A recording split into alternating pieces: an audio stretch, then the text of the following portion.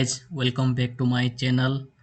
We'll tell you simple steps how to record your screen using OBS Studio. So let's start.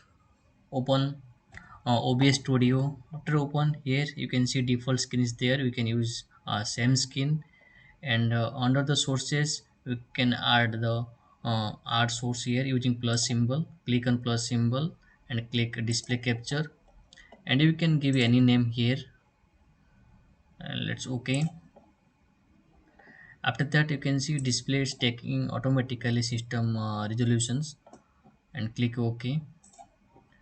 After that, right hand side you can see start recording. If you click the start recording, so recording will be started. So after that also you can click the stop recording also. And if you want to see shortcut keys for start the recording and stop the recording, uh, so let's show you. Click on the settings, and here you can see click on hotkeys.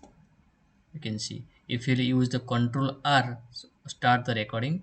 If you use the control S, it will be stop the recording. And you can change also if you need, and apply and OK. Thank you watching for this video.